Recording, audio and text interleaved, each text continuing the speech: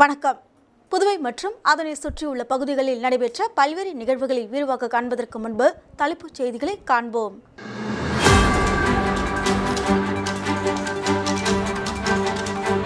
சட்டவிரோதமாக ட்ரேட்மார்க் லேபிளை பயன்படுத்தி தீப்பெட்டி தயாரிப்பு 4 பேர் மீது வழக்கு பதிவு செய்தது சொத்துரிமை அமலாக்க பிரிவு காவல்துறை.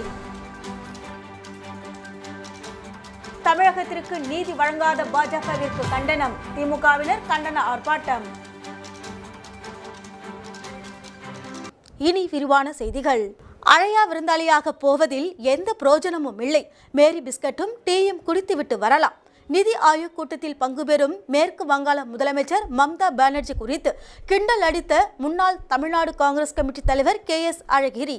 தமிழகத்திற்கு நிதி வழங்காத பாஜக அரசை கண்டித்து விருத்தாச்சலம் பாலக்கரை அம்மா உணவகம் முன்பு காங்கிரஸ் கட்சி சார்பில் கண்டன ஆர்ப்பாட்டம் நடைபெற்றது. இந்த ஆர்ப்பாட்டத்திற்கு பின்பு முன்னாள் தமிழ்நாடு காங்கிரஸ் கமிட்டி தலைவர் KS அழகிரி பத்திரிகையாளர் சந்திப்பில் பத்திரிகையாளர் கேட்ட கேள்விக்கு பதில் அளித்தார். நிதி ஆயோக் கூட்டத்தில் இந்தியா கூட்டணியில் அங்கம் வகிக்கும் மேற்கு வங்காள முதல்வர் மம்தா பானர்ஜி கலந்து கொள்வது குறித்த கேள்விக்கு விருப்பம் உள்ளவர்கள் செல்லலாம், விருப்பமில்லாதவர்கள் செல்ல வேண்டாம். ஏனென்றால் மேரி பிஸ்கட்டும் டீயும் கொடுப்பார்கள். அதை குடித்துவிட்டு வருவதற்கு என்ன பிரயோஜனம் என்றும் அதை நம்மிடத்திலேயே கொடுத்து விடலாம் என பதில் அளித்தார். மேலும் நிதி கொடுத்தால் போகலாம், நிதி கொடுக்காதவர்களிடம் அழையா விருந்தாளியாக போவது எந்த பிரயோஜனமும் இல்லை என கூறினார். தமிழகத்தில் 3வது முறையாக மின் கட்டணம் உயர்வு ஏற்பட்டதை கண்டித்து திமுக கூட்டணியில் அங்கம் வகிக்கும் இந்திய கம்யூனிஸ்ட் கட்சி போராட்டத்தில் ஈடுபடும் போது காங்கிரசின் நிலைப்பாடு என்ன என்ற கேள்விக்கு மின் கட்டணத்தை குறைக்க சொல்வது எந்தவித தவறும் இல்லை எனவும் ஒரு சராசரி மனிதன் எல்லா விதமான பொருட்களும் குறைய வேண்டும் என்றுதான் கருதுவார்கள் எனவும் சென்ற நிதி ஆண்டில் 6.7% இருந்த அத்தியாவசிய பொருட்களின் விலை உயர்வு நடப்பாண்டில் 7.5% உயர்ந்திருப்பதாக நிர்மலா சீதாராமன் அளித்த பட்ஜெட்டில் தெரிய வருவதாகவும் தமிழக அரசு ஏதாவது ஒரு விதத்தில் மின்சார கட்டணத்தை குறைத்தால் மகிழ்ச்சி எனவும் தமிழக அரசு மின் கட்டண உயர்வு இந்த அளவிற்கு ஏற்றிய பின்பும் இந்தியாவிலேயே தமிழகத்தில் தான் மின் கட்டணம் குறைவு என்றும் பதிலளித்தார். தமிழகத்தில் ரேஷன் கடைகளில் பருப்பு பாமாயில் கிடைக்கவில்லை என்று கேட்ட கேள்விக்கு எங்கள் ஏரியாவில் கிடைக்கிறது என்று கூறிய KS அழகிரியிடம் எங்கள் பகுதிக்கு வரவில்லை என்று பத்திரிகையாளர் கேட்டபோது சட்டமன்ற உறுப்பினரிடம் கூறி வழங்குவதாக தெரிவித்தார். அன்பு தலைவர் அழகிரி தலைமையில் ஆர்ப்பாட்டம் மீது ஆர்ப்பாட்டம், ஆர்ப்பாட்டம் மீது ஆர்ப்பாட்டம் கண்டு வஞ்சிக்காதே, வஞ்சிக்காதே, தமிழக மக்களை வஞ்சிக்காதே, தமிழக மக்களை வஞ்சிக்காதே, மோடி அரசே, மோடி அரசே, மோடி அரசே, அரசே, வஞ்சிக்காதே, வஞ்சிக்காதே, வஞ்சிக்காதே, வஞ்சிக்காதே, தமிழக மக்கள் 40 இடங்களிலும் மக்கள் உங்களுக்கு எதிராக வாக்களித்த காரணத்தினால் தமிழக மக்களை, தமிழக அரசை, தமிழக முதலமைச்சர் ஸ்டாலின் அவர்களை பழிவாங்குவதாக எந்த வார்த்தையிலையும் சொல்ல விரும்பல. தர்மத்திற்கு புறம்பானது என்று சொல்லுகிறேன். இதுல தர்மம் இல்லை. எங்களிடமிருந்து நிதியை பெறுகிறீர்கள், ஆனா எங்களுக்கு தர வேண்டிய பங்கை நீங்க தரணும் இல்ல. தராததற்கு நீங்கள் என்ன காரணம் சொல்லுகிறீர்கள்? ஒரு காரணம் மட்டுமல்லவா? எந்த ஒரு செயல்பாட்டிற்கும் காரண காரியங்கள் என்பது. பெண் விடுதலை, குடும்ப வன்முறை ஒழிப்பு ஆகியவற்றை வலியுறுத்தி பெண்கள் கூட்டமைப்பினர் ஊர்வலம் நடத்தினர். தேனி மாவட்டம் ஆண்டிப்பட்டியில் உள்ள தனியார் திருமண மண்டபத்தில் வட்டார அளவிலான களஞ்சியம் பெண்கள் கூட்டமைப்பு பொதுக்குழு கூட்டம் நடைபெற்றது. முன்னதாக ஆண்டிப்பட்டி காவல்துறை துணை கண்காணிப்பாளர் சண்முக சுந்தரம் துவக்கி வைத்த ஊர்வலத்தில் கூட்டமைப்பை சார்ந்த பெண்கள் ட்ரம் செட் முழங்க முளைப்பாரிகளை சுமந்து தேவர் சிலை அருகிலிருந்து புறப்பட்டு வந்து மதுரை சாலையில் உள்ள தனியார் திருமண மண்டபத்தை அடைந்தனர். ஊர்வலத்தில் வந்த பெண்கள் குடும்ப வன்முறை தடுப்பு, தீண்டாமை கொடுமை, குழந்தை தொழிலாளர் ஒழிப்பு, பெண் விடுதலை ஆகியவற்றை வலியுறுத்தும் விதமாக பதாகைகளை சுமந்து கோஷங்கள் எழுப்பியபடி வந்தனர்.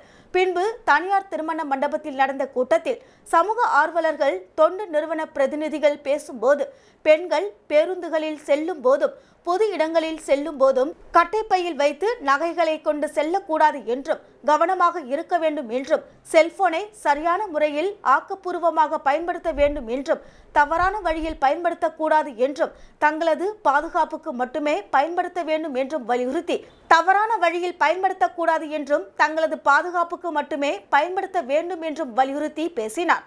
கூட்டத்தில் ஆண்டிப்பட்டி மற்றும் சுற்றுவட்டார பகுதிகளை சேர்ந்த 100க்கும் மேற்பட்ட களஞ்சியம் பெண்கள் கூட்டமைப்பினர் கலந்து கொண்டனர்.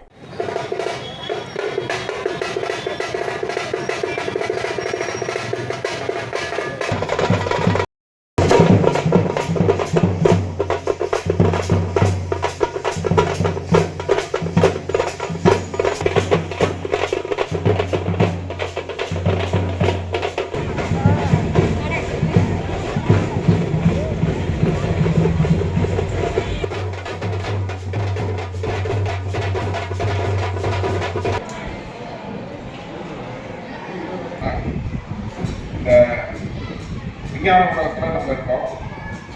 கணினிமயமான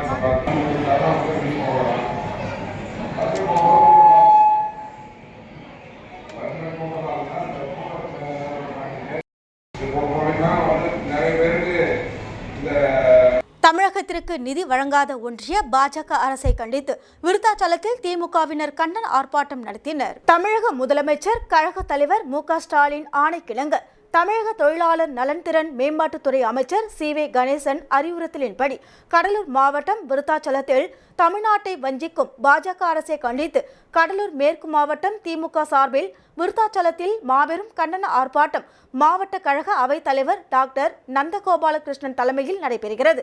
இதில் நெய்வேலி சட்டமன்ற உறுப்பினர் சபா ராஜேந்திரன், விருத்தாச்சலம் நகரமன்ற தலைவர் சங்கவி முருகதாஸ், நகர செயலாளர் தண்டபாணி உள்ளிட்ட மாவட்ட கழக நிர்வாகிகள், சட்டமன்ற உறுப்பினர்கள், தலைமை செயற்குழு, பொதுக்குழு உறுப்பினர்கள், ஒன்றிய கழக, நகர கழக, பேரூர் கழக செயலாளர்கள் மற்றும் கழக சார்பு அணிகளின் நிர்வாகிகள் மற்றும் தோமுசா நிர்வாகிகள், உள்ளாட்சி மன்ற பிரதிநிதிகள், பொதுமக்கள் என ஏராளமானோர் கலந்து கொண்டனர்.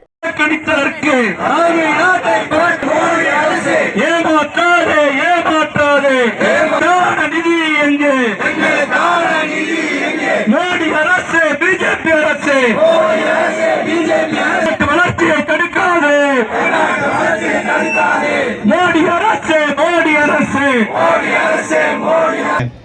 சட்டமன்ற உறுப்பினர் நெய்வேலி சபா ராஜேந்திரன் அவர்களே, மாநில செயற்குழு, பொதுக்குழு, உளுந்தூர்பேட்டை நகராட்சிக்கு உட்பட்ட அருள்மிகு சுப்பிரமணிய சுவாமி கோவிலுக்கு சொந்தமான சொத்து 7 ஏக்கர் 43 சென்ட் ரோவர் கருவி மூலம் அளவீடு செய்யப்பட்ட எல்லை கற்கள் நடும் பணி செய்யப்பட்டது. கள்ளக்குறிச்சி மாவட்டம் உளுந்தூர்பேட்டை நகராட்சிக்கு உட்பட்ட முருகன் கோவிலுக்கு சொந்தமான 7 ஏக்கர் 43 சென்ட் நிலத்தை இந்து சமய அறநிலைத்துறை தனி வட்டாட்சியர் ஆனந்த சைனன் தலைமையில் செயல் அலுவலர் மதன், நில அளவையர்கள் சிவராசன், கபிலன், கிராம நிர்வாக அலுவலர் மற்றும் உதவி அலுவலர் கோவில் சொத்துக்களை அளவீடும் செய்து கற்கள் நடப்பட்டது. இதில் அகில பாரத இந்து மகாசபா கட்சியின் மாநில பொதுச் செயலாளர் செந்தில் மற்றும் முருகன் கோவில் அறங்காவலர் குழு தலைவர் செல்லையா, உறுப்பினர்கள் கேசவர், ஏழுமலை, சரவணன், ராதிகா ஆகியோர் உடனிருந்தனர். உளுந்தூர்பேட்டை கைலாசநாதர் கோவிலில் ஆடி மாதம் 2ஆம் வெள்ளிக்கிழமை 108 விளக்கு பூஜை நடைபெற்றது. கள்ளக்குறிச்சி மாவட்டம் உளுந்தூர்பேட்டையில் உள்ள பழமையான ஸ்ரீ காமாட்சி அம்மை சம்மேத கைலாசநாதர் கோவிலில் ஆடி மாதம் 2ஆம் வெள்ளிக்கிழமையை முன்னிட்டு 108 விளக்கு பூஜை நடைபெற்றது. இதில் ஏராளமான பெண்கள் கலந்து கொண்டு விளக்கு ஏற்றி அம்மன் பாடல்களை பாடி வழிபட்டனர். இதில் அறங்காவலர் குழு தலைவர் பிரகாஷ், குழு உறுப்பினர் ரமேஷ் பாபு, சரஸ்வதி வெங்கடேசன் உடன் இருந்தனர். மேலும் நகர பொதுமக்கள், இந்து சமய அறநிலைத்துறை மற்றும் ஆலய சிறப்பு பூஜை உபயதாரர்கள், சிவனடியார்கள், திருப்பணி உபயதாரர்கள் மற்றும் விழா குழுவினர் கலந்து கொண்டனர்.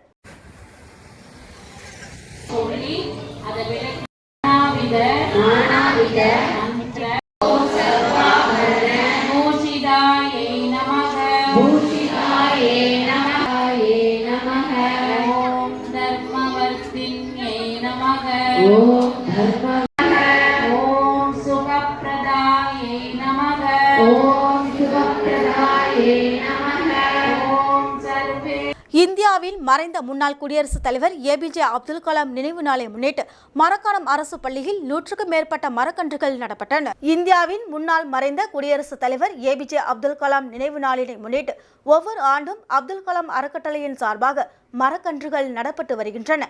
அதன் ஒரு பகுதியான 9ஆம் ஆண்டு அப்துல் கலாம் நினைவு நாளினை முன்னிட்டு மரக்காணம் அரசு பெண்கள் உயர்நிலைப் பள்ளியில் மரக்கன்று நடவு செய்யும் நிகழ்வு நடைபெற்றது. இந்நிகழ்வில் 100க்கும் மேற்பட்ட மரக்கன்றுகளை அப்துல் கலாம் அறக்கட்டளை சார்பாக அதன் பொதுச் செயலாளர் கோகுல்ராஜ் தலைமையில் பள்ளி மாணவிகளுடன் இணைந்து மரக்கன்றுகள் நடவு செய்யப்பட்டு மரம் வளர்ப்பதன் பயன் குறித்து மாணவிகளுக்கு எடுத்துரைக்கப்பட்டு வீடுகள் தோறும் மரம் வளர்க்க வலியுறுத்தப்பட்டன. அதனைத் தொடர்ந்து பள்ளி மாணவர்களுக்கு பல்வேறு அறிவுசார் போட்டிகள் நடத்தப்பட்டு சான்றிதழ்களும் பரிசுகளும் வழங்கப்பட்டன. இந்த நிகழ்வில் பள்ளி தலைமை ஆசிரியர் அருட்செல்வி, அப்துல் கலாம் அறக்கட்டளையின் செயலாளர் பரத் உள்ளிட்ட நிர்வாகிகள் கலந்து கொண்டனர். முதற்கண் இந்த நிகழ்வுடைய முதல் நிகழ்வாக வரவேற்கலாம் ட்ரஸ்டுடைய பொன்னாடை கோர்த்தி நம்முடைய தலைமை ஆசிரியர் அவர்கள் சிறப்பு செய்கின்றார். மரக்காணத்தில் தான் முதல்ல 2015 அப்போ தொடங்கினப்போ பார்த்தீங்கன்னா ஒரு 5-6 பேர் தான் நாங்கள் ஸ்டார்ட் பண்ணது. இன்னைக்கு தமிழ்நாடு ஃபுல்லாக, தமிழ்நாடு மட்டும் இல்லை, பல்வேறு மாநிலங்கள், வெளி மாநில உதவியவர்.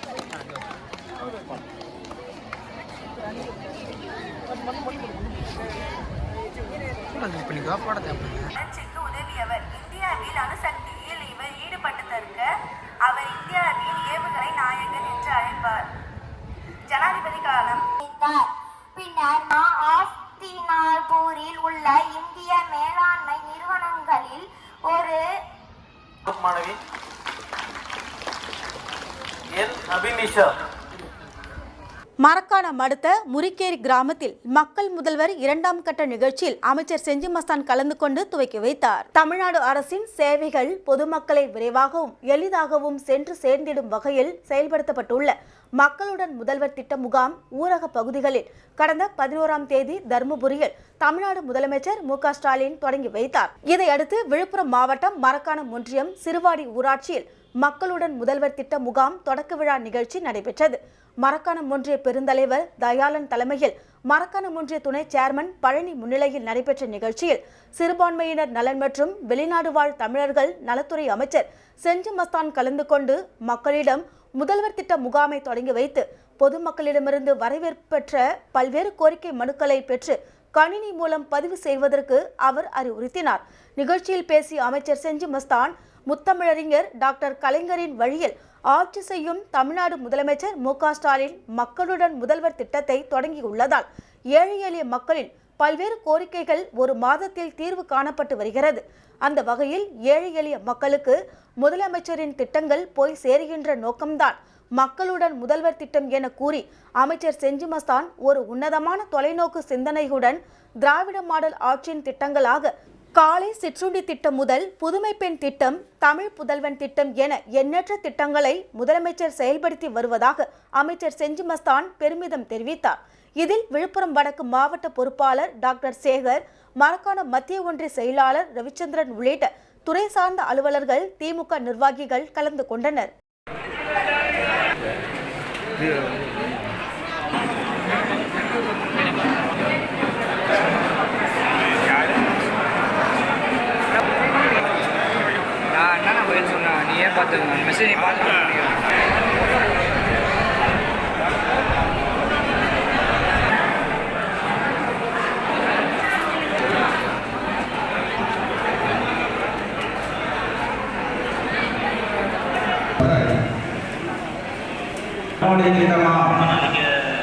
மக்களை தேடி முதலமைச்சர் தொடங்கி வைத்தார். அதே போல மக்களுடைய இல்லம் அமைச்சர் அவர்கள் இதற்காக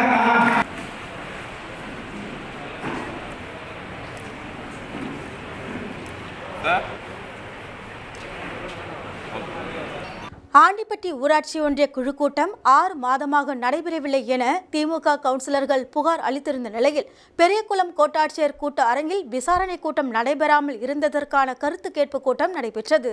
ஆண்டிப்பட்டி ஊராட்சி ஒன்றிய குழு கூட்டம் 6 மாதமாக நடைபெறவில்லை என திமுக கவுன்சிலர்கள் புகார் அளித்திருந்த நிலையில் பெரியகுளம் கோட்டாட்சியர் கூட்ட அரங்கில் விசாரணை கூட்டம் நடைபெறாமல் இருந்ததற்கான கருத்து கேட்பு கூட்டம் பெரியகுளம் கோட்டாட்சியர் திடீரென நம்பிக்கையில்லா தீர்மானம் கொண்டு வந்து ஆங்கிலம் புரியாத பெண் கவுன்சிலர்கள் உள்ளிட்டோரிடம் ஆங்கிலத்தில் பேசி ஒருதலை பட்சமாக கைகளை உயர்த்த வைத்து அதிமுக சேர்மனுக்கு ஆதரவாக செயல்பட்டதாக திமுக கவுன்சிலர்கள் புகார்.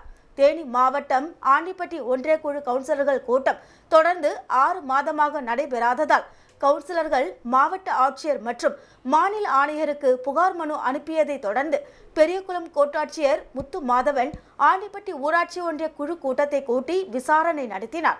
கோட்டாட்சியர் முத்து மாதவன், ஆண்டிப்பட்டி வட்டாட்சியர் கண்ணன், ஊராட்சி ஒன்றிய ஆணையாளர் போஸ் ஆகிய அதிகாரிகள் முன்னிலையில் நடைபெற்ற கூட்டத்தில் ஊராட்சி ஒன்றிய பெருந்தலைவர் லோகிராஜன், துணைத் தலைவர் வரதராஜன் உள்ளிட்ட 18 வார்டு கவுன்சிலர்கள் கலந்து கொண்டனர். கூட்டரங்கில் பத்திரிகையாளர்கள் மற்றும் இதர அலுவலர்களுக்கு அனுமதி வழங்கப்படாமல் கதவுகள் பூட்டப்பட்டு விசாரணை மேற்கொள்ளப்பட்டது. விசாரணையின் போது தொடர்ந்து 172 நாட்களாக ஒன்றிய கவுன்சிலர் கூட்டத்தை நடத்தாமல் காலதாமதம் செய்த ஒன்றிய தலைவர் மீது தகுதி நீக்கம் செய்வது குறித்து ஆலோசிக்கப்பட்டது. அப்போது பெரியகுளம் கோட்டாட்சியர், தகுதி நீக்கத்திற்கு ஆதரவாக எத்தனை பேர் இருக்கிறீர்கள்? தகுதி நீக்கத்திற்கு எதிர்ப்பாக எத்தனை பேர் இருக்கிறீர்கள் என்று கேள்வி எழுப்பியதாக கூறப்படுகிறது. இதனைத் தொடர்ந்து மொத்தமுள்ள 18 வார்டு கவுன்சிலர்களில் பதவி நீக்கம் தேவையில்லை என்று கூறி 17 பேர் கைதூக்கி வாக்களித்தனர்.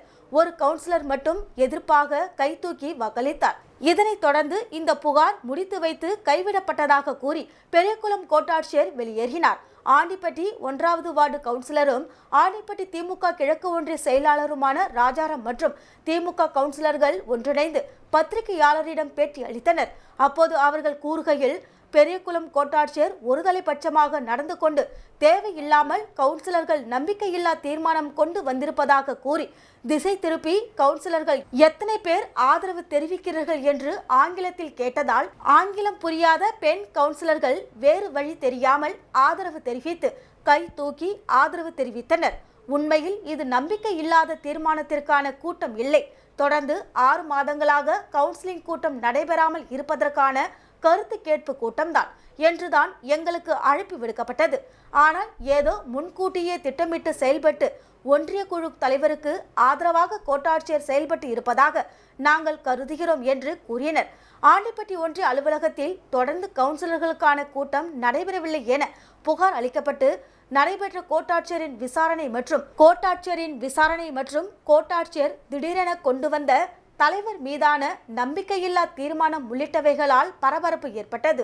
கோவில்பட்டியில் சட்டவிரோதமாக ட்ரேட்மார்க் லேபிளை பயன்படுத்தி தீப்பெட்டி மற்றும் பண்டல் தயாரிப்பு வினோத் பிரபாகர் அளித்த புகாரின் அடிப்படையில் திருநெல்வேலி அறிவுசார் சொத்துரிமை அமலாக்க பிரிவு காவல்துறையினர் 4 பேர் மீது வழக்கு பதிவு செய்து விசாரணை நடத்தினர். தூத்துக்குடி மாவட்டம் கோவில்பட்டி ஸ்டேட் பேங்க் காலனி பகுதியை சேர்ந்த வினோத் பிரபாகரன் என்பவர் கோவில்பட்டி சிட்கோ இண்டஸ்ட்ரியல் எஸ்டேட்டில் ஓம்மேட் இண்டஸ்ட்ரியல் என்ற பெயரில் தீப்பெட்டி தொழிற்சாலை கடந்த 7 வருடங்களாக நடத்தி வருகிறார். இவரது ஆலையில் தயாரிக்கப்படும் தீப்பெட்டி அட்டை படத்திற்கு முன்பக்கம் யானை படத்துடனும் பின்பக்கம் யானை மற்றும் யானை தலை தும்பிக்கையுடனும் சான்று பெற்று இத்தொழில் செய்து வருகிறார்.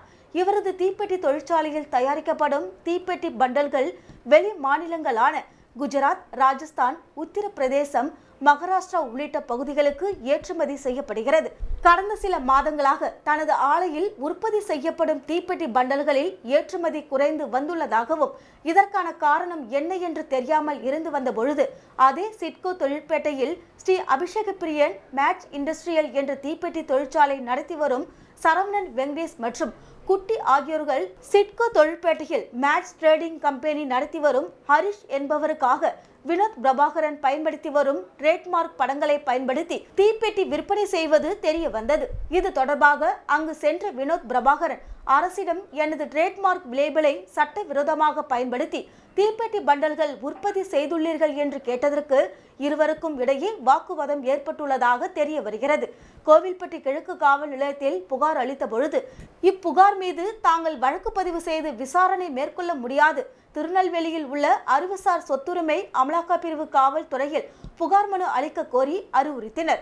திருநெல்வேலியில் உள்ள அறிவுசார் சொத்துரிமை அமலாக்க பிரிவு காவல்துறையில் வினோத் பிரபாகரன் புகார் மனு மற்றும் அவர்கள் உரிய அனுமதி இல்லாமல் ட்ரேட்மார்க் முத்திரையை பயன்படுத்தும் ஆதாரங்களையும் வழங்கினார்.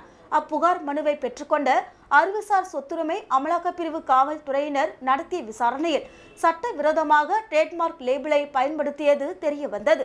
இதனை அடுத்து சட்டவிரோதமாக தீப்பெட்டி பண்டல் உற்பத்தி செய்ய லேபிள் அடித்து கொடுத்த ஹரிஷ் என்பவர் மீதும் சட்டவிரோதமாக கம்பெனியில் தீப்பெட்டி பண்டல் உற்பத்தி செய்த சரவணன் வெங்கடேஷ் மற்றும் குட்டி ஆகியோர்கள் மீது அறிவுசார் சொத்துரிமை அமலாக்க பிரிவு காவல்துறையினர் வழக்கு பதிவு செய்து விசாரணை மேற்கொண்டு வருகின்றனர். நாளுக்கு நாள் சீன லைட்டர்கள் அதிகரித்து வரும் சூழலில் இம்மாதிரியாக சட்டவிரோதமாக ட்ரேட்மார்க் லேபிளை பயன்படுத்தியதால் மேலும் தனக்கு 20 லட்சம் ரூபாய் வரை தீப்பெட்டி தொழிலில் நஷ்டம் ஏற்பட்டுள்ளதாகவும் இதற்கு கோவில்பட்டி சாத்தூர் பகுதிகளில் புரோக்கர்கள் முக்கிய பங்காற்றுவதாகவும் காவல்துறையினர் உரிய விசாரணை மேற்கொண்டு அவர்களையும் கைது செய்ய வேண்டும் எனவும் வினோத் பிரபாகரன் கோரிக்கை விடுத்துள்ளார். யானை படத்தை ப்ராப்பராக ட்ரேட்மார்க் ரிஜிஸ்டர் பண்ணி அதை தீப்பெட்டி பண்டல்களை அச்சிட்டு முறையாக மார்க்கெட்டில் விற்பனை செஞ்சுட்டு வந்தேன். என் பிராண்டுக்கு நல்ல மதிப்பு இருக்கிறத தெரிஞ்சுக்கிட்ட கோவில்பட்டி ஹரிஷ் என்ற நபர் ஸ்ரீ அபிஷேக பிரியன் மேட்ச் இண்டஸ்ட்ரீஸ்ன்றவங்க மூலமாக என் பிராண்டு போலயே போலியான யானைப்படுத்தக்கூடிய தீப்பெட்டி பண்டல்களை உற்பத்தி செஞ்சு மார்க்கெட்டில் போட்டு என் பிராண்டோட வேல்யூவை குறைச்சிக்கிட்டு வந்துக்கிட்டு இருந்தாங்க. இது சம்மந்தமாக கடந்த ஒரு 2 மாதங்களுக்கு முன்பு எனக்கு தெரிய வந்த நிலையில் கோயில்பட்டி கிழக்கு காவல் நிலையத்தில் இதை பற்றி புகார் தெரிவிச்சிருந்தேன். ஆனால் எந்த நடவடிக்கையும் இல்லை. திறம்பட செயல்பட்ட கடமலைக்குண்டு காவல் நிலையத்திற்கு தமிழக அரசு விருது வழங்கியது. திறமையான நிர்வாகம் மற்றும் பொதுமக்களின் புகார் மீது தாமதமின்றி உரிய நடவடிக்கை எடுத்த வகையில் தமிழக அளவில் சிறப்பாக செயல்பட்ட 10 காவல் நிலையங்களுக்கு தமிழக அரசு வழங்கியது. இதில் தேனி மாவட்டம் ஆண்டிப்பட்டி தாலுகாவில் செயல்படும் கடமலைக்குண்டு காவல் நிலையமும் ஒன்று. கடந்த 2022ஆம் ஆண்டில் சிறப்பாக செயல்பட்ட கடமலைக்குண்டு காவல் நிலையத்தில் சிறப்பாக பணிபுரிந்த காவலர்களை பாராட்டும் விதமாக தமிழக அரசு வழங்கி பாராட்டியுள்ளது. தமிழக அரசின் விருது பெற்ற கடமலைக்குண்டு காவல் நிலையத்தையும் அங்கு பணிபுரிந்த காவலர்களையும் அப்பகுதி மக்கள் வெகுவாக பாராட்டி வருகின்றனர். மீண்டும் தலைப்புச் செய்திகள்.